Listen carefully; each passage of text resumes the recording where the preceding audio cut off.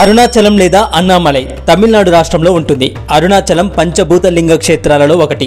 దక్షిణ భారతదేశంలో వెలిసిన పంచలింగ క్షేత్రాలలో అగ్నిభూతమునకి ఇది ప్రతీక. అరుణాచలం అనగా అరుణ అంటే ఎర్రని, అచలం అంటే కొండ, ఎర్రని కొండ అని అర్థం. అరుణ అంటే పాపాలను పరిహరించున్నది అని కూడా అర్థం ఉంది. తమిళంలో తిరువన్నామలై అంటారు. తిరు అనగా శ్రీ, అన్నామలై అంటే పెద్ద కొండ అని విశ్లేషణ. ఇది చాలా గొప్ప పుణ్యక్షేత్రం. స్మరణ మాత్రం చేతనే ముక్తి నొసగే క్షేత్రం. కాశీ, చిదంబరం, తిరువారుల కంటే కూడా మిన్నయని భక్తులు విశ్వసిస్తూ ఉంటారు.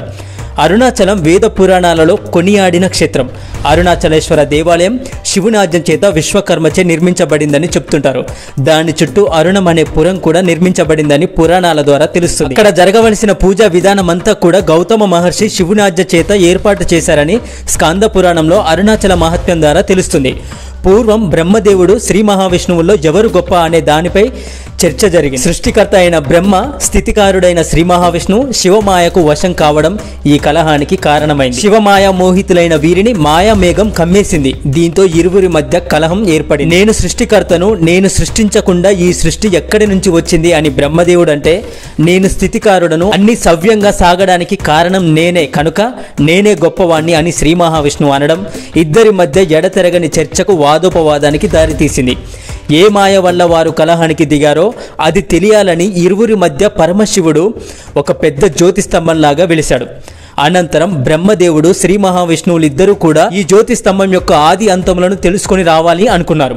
వరాహమూర్తి అయి శ్రీ మహావిష్ణువు జ్యోతిర్లింగం ఆది తెలుసుకోవడానికి భూమిని తవ్వుకుంటూ పాతాళ లోకం దాటుకుని వెళ్ళిపోగా, పై భాగాన ఉన్న కొన భాగాన్ని తెలుసుకోవడానికి హంసనెక్కి చతుర్ముఖ బ్రహ్మగారు స్తంభం యొక్క ఊర్ధముఖానికి వెళ్లారు. అలా కొన్ని వేల దివ్య సంవత్సరములు వారు ప్రయాణం చేశారు. బ్రహ్మకు అలసట రావడంతో ఒక చోట చేరి ఆగిపోయాడు. ఆ సమయంలో పైనుంచి పడుతున్న ఒక మొగలి పువ్వును పట్టుకొని ఇలా అడిగాడు, నువ్వు ఎక్కడి నుంచి వస్తున్నావు అని. అప్పుడు మొగలి పువ్వు, నేను శివుడి తల నుంచి కింద పడుతున్నాను అని సమాధానమిచ్చింది. శివలింగం పై భాగం ఇంకెంత దూరం ఉందని ఆ కేతకి పుష్పాన్ని బ్రహ్మదేవుడు అడగగా, అందుకు ఆ కేతకి పుష్పం ఇలా సమాధానమిచ్చింది, నేను ఇలా పడటం మొదలుపెట్టి కొన్ని వేల దివ్య సంవత్సరాలు గడిచింది అని చెప్పింది. ఆద్యంతం రహితమైన ఈ శివలింగాన్ని కనుక్కోలేక మొగలి పువ్వుతో బ్రహ్మ ఈ విధంగా అన్నాడు, శివలింగం పై భాగం నుంచి నేను నిన్ను తీసుకువచ్చానని శివునికి చెప్పాలి అనడంతో అందుకు కేతకి పుష్పం అంగీకరించింది. అప్పుడే అక్కడికి వచ్చిన కామధేనువును కూడా సాక్ష్యం చెప్పవలసిందిగా బ్రహ్మదేవుడు కోరాడు. దీంతో ఆ రెండింటిని తీసుకొని పరమశివుడి వద్దకు చేరుకున్నాడు బ్రహ్మదేవుడు. అప్పటికే మాయామేఘం వీడిపోయిన శ్రీ మహావిష్ణువు తాను ఈ లింగం ఆదిని కనుక్కోలేకపోయానని నిజం ఒప్పుకున్నాడు. అయితే అగ్నిలింగం ఆరంభాన్ని తాను చూశానని, అందుకు మొగలి పువ్వు కామధేనువులే సాక్ష్యమని బ్రహ్మదేవుడు చెప్పాడు. మొగలి పువ్వు అవును అని సమాధానం ఇవ్వగా, కామధేనువు తలతో అవునని, తోకతో కాదని సమాధానం ఇచ్చింది. అందుకు ఆగ్రహించిన శివుడు, నువ్వు భూలోకంలో పూజాధికారులు లేకుండా ఉండుగాక అని బ్రహ్మదేవుడిని శపించాడు. అసత్యం పలికినందుకు మొగలి పువ్వుకు పూజకు పనికిరావని, సగం నిజం చెప్పి సగం అబద్ధం చెప్పిన ఆవు ముఖానికి పూజ లేకుండా కేవలం పృష్ఠభాగానికి మాత్రమే పూజలుంటాయని శపించాడు. ఆనాడు అలా వెలసిన అగ్నిస్తంభాన్ని బ్రహ్మదేవుడు ప్రార్థన చేశాడు, మా అహంకారం పోయింది, అసలు పరబ్రహ్మ స్వరూపమేదో ఆది అంతం లేనిదేదో తెలుసుకున్నాము. ఇక్కడ ఇదే స్వరూపంతో వెలిసి భూలోకంలో మా అజ్ఞానాన్ని పోగొట్టినందుకు అరుణాచలంలో అగ్నిలింగం అన్న పేరుతో భక్తులను అనుగ్రహించాలని ప్రార్థించాడు బ్రహ్మదేవుడు. ఆ కారణంతోనే పరమశివుడు అరుణాచలంలో అగ్నిలింగంగా వెలిశాడని పురాణాలు చెప్తున్నాయి. ఇక్కడున్న గోపురాలకు ఎంతో విశిష్టత ఉంది. అరుణాచల దివ్యక్షేత్రానికి ఎంత గొప్ప పేరుంటుందో అక్కడి గోపురాలకు కూడా అంతే విశిష్టత ఉంటుంది. అందుకు సంబంధించి కొన్ని కథలు కూడా ప్రచారంలో ఉన్నాయి. తూర్పు వైపు ఉన్న గోపురాన్ని శ్రీకృష్ణదేవరాయలు కట్టించారు. అదొక అద్భుతమైన కట్టడం అని చెప్పవచ్చు. ఇక్కడ ఉత్తర దిక్కున ఉన్న గోపురాన్ని ఒక మహిళ కట్టించారు. ఆమె పేరు అమ్మని అమ్మన్. పరమశివుడి అనుగ్రహం వల్ల యోగశక్తిలో సిద్ధహస్తులయ్యారు ఆమె ప్రతి ఇంటికి వెళ్ళి గోపురం కడుతున్నాం, దానం చేయండి అని అర్థించేవారు. వచ్చిన డబ్బుతో గోపురాన్ని కట్టారు. ఇక్కడ ఉన్న మరొక గోపురాన్ని బల్లాల మహారాజు కట్టించారు. దీనిని కిరి గోపురం అని కూడా అంటారు. దీనికి సంబంధించి మరొక కథ కూడా ఉంది. బల్లాల మహారాజు అపహారమైన శివభక్తుడు. ఆయనకి 2 భార్యలు ఉన్నారు, కానీ సంతానం లేదు. విభూది ధరించి ఎవ్వరు వచ్చి ఏం కోరినా కానీ ఇచ్చేవాడు. బల్లాల రాజును పరీక్షించదలిసిన పరమశివుడు పెద్ద జంగమ దేవర రూపంలో కొందరు జంగమ దేవరలను వెంటబెట్టుకుని ఆ మహారాజు ఇంటికి వెళ్ళాడు. అతిథి సత్కారాలైన తర్వాత అందరూ దేవదాసీలను కోరగా మహారాజు వారికి దేవదాసీలనిచ్చి పంపాడు. అయితే పెద్ద జంగమ దేవరకు పంపడానికి దాసి అనుమతి లేకపోవడం వల్ల మహారాజు యొక్క రెండవ భార్య చెల్లి శివభక్తిలో ఎలాంటి లోపం రాకూడదు అని తానే వెళ్తానని అంది.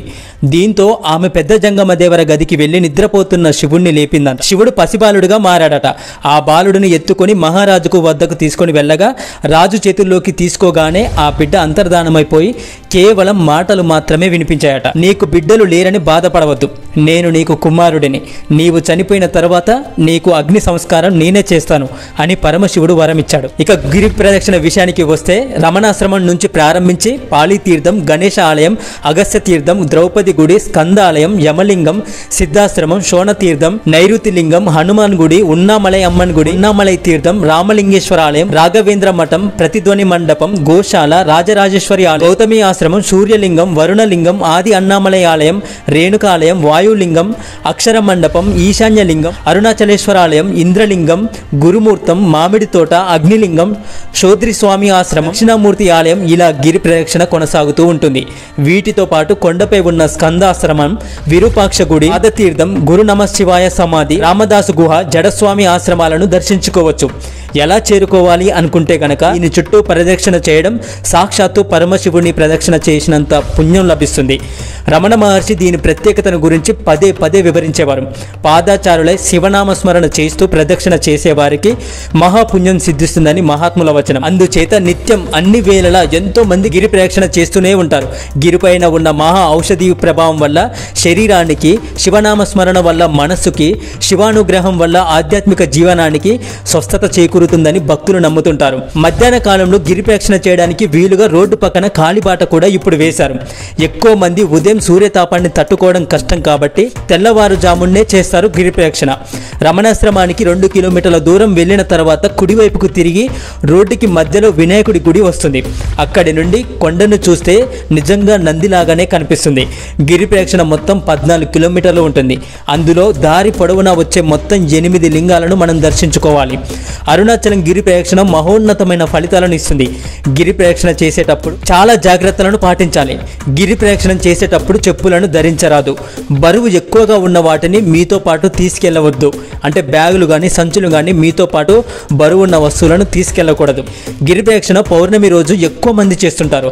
నిత్యానంద స్వామి ఆశ్రమం పక్కనే భక్త కన్నప్ప ఆలయం కూడా ఉంటుంది. అరుణాచల గిరి ప్రదక్షిణలో తప్పనిసరిగా ఆది అన్నామలై దేవాలయం తప్పకుండా సందర్శించుకోండి. గిరి ప్రదక్షిణలో మీకు తోచిన సహాయం చేయండి. ఎంత త్వరగా గిరి ప్రదక్షిణ పూర్తి చేశామనేది కాకుండా నిండు గర్భిణి వలె నిదానంగా అరుణాచల నామస్మరణ చేస్తూ, శివనామస్మరణ చేస్తూ వెళ్ళాలి. గిరి ప్రదక్షిణలో ప్రతి దేవాలయం వద్ద విభూతి ప్రసాదంగా ఇస్తూ ఉంటారు. దాన్ని తప్పకుండా ఆస్వాదించాలి. మీకు కుదిరితే గిరి ప్రదక్షిణలో కొద్ది మందికైనా అన్నదానం చేయండి. విశేషమైన ఫలితం లభిస్తుంది. అరుణాచలంలో గిరి ప్రదక్షిణ మొదలు పెట్టడానికి ముందు తప్పనిసరిగా రాజగోపురం ముందు ఒక దీపం పెట్టి మనసులో, స్వామి నాకు ఏది ఇస్తే నేను ఆనందంగా ఉంటానో అదే నాకు వరంగా ప్రసాదించు అని పరమశివుణ్ణి కోరుకొని బయలుదేరండి. గిరి ప్రదక్షిణ మొత్తం శివనామస్మరణ చేస్తూనే వెళ్ళాలి. గిరి ప్రదక్షిణలో మీతో పాటు కొంచెం చిల్లరను కూడా వెంట పెట్టుకొని వెళ్ళండి. ఎందుకంటే సాధువులు ఎంతో మంది గిరి ప్రదక్షిణలో ఉంటారు కాబట్టి వారికి మీరు తోచినంత సహాయం చేయవచ్చు. గిరి ప్రదక్షిణ మొత్తం తారు రోడ్డే కాబట్టి వీలైతే ఉదయం 10 గంటల లోపు పూర్తి చేయండి. సాయంత్రం 4 తర్వాత మొదలు పెట్టాలి గిరి ప్రదక్షిణ. గిరి ప్రదక్షిణలో రమణ మహర్షి ఆశ్రమం తప్పకుండా సందర్శించండి. అక్కడ ఆశ్రమంలో ధ్యాన మందిరంలో ధ్యానం చేసే విశేషమైన మానసిక ఆనందం కలుగుతుంది. గిరి ప్రదక్షిణ చేసేటప్పుడు సాధ్యమైనన్ని సార్లు గిరికి నమస్కరిస్తూ ఓం అరుణాచల శివ అని స్మరణ చేస్తూ వెళ్ళండి. గిరి ప్రదక్షిణ కేవలం మనకు ఎడమ వైపున మాత్రమే చేయాలి. ఎందుకంటే కుడివైపు దేవతలు, సిద్ధులు అదృశ్య రూపంలో గిరి ప్రదక్షిణ చేస్తూ ఉంటారు కాబట్టి మనం వారికి ఎదురుగా వెళ్ళకూడదు. అరుణాచలం వెళ్ళిన వాళ్ళు రమణాశ్రమాన్ని తప్పకుండా దర్శించుకుంటారు. అక్కడ స్థానికుల కంటే విదేశీయులే ఎక్కువగా కనిపిస్తూ ఉంటారు. సాయంత్రం సమయంలో రమణాశ్రమంలో చేసే ప్రార్థన చాలా బాగుంటుంది. రమణాశ్రమంలో రమణుల సమాధిని తప్పకుండా మీరు దర్శించుకోండి. రమణాశ్రమంలో కోతులు కూడా ఎక్కువగానే కనిపిస్తాయి. నెమళ్ళు కూడా స్వేచ్ఛగా తిరుగుతూ ఉంటాయి.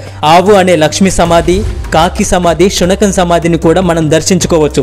ఇవన్నీ వరుసగానే ఉంటాయి. అరుణాచల క్షేత్రంలో పగలు, రాత్రి, సంధ్యా సమయం, ఎర్రని ఎండ, భారీ వర్షం కురిసినప్పటికీ కూడా చలికి గజగజ వణుకుతూ నిత్యం ఎవరో ఒకరు గిరి ప్రదక్షిణ చేస్తూనే ఉంటారు.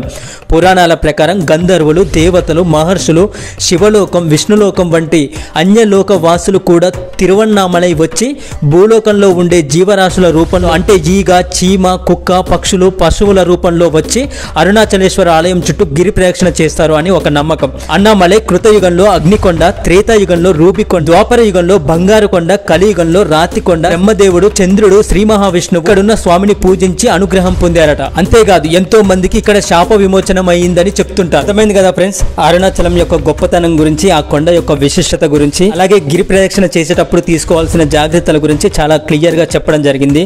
ఫ్రెండ్స్, ఈ వీడియో మీకు నచ్చితే దయచేసి లైక్ చేయండి, ఒక్క లైక్ చేయండి, అలాగే వీలైతే కమెంట్ చేయండి. Thank you for watching this video. Please subscribe my channel.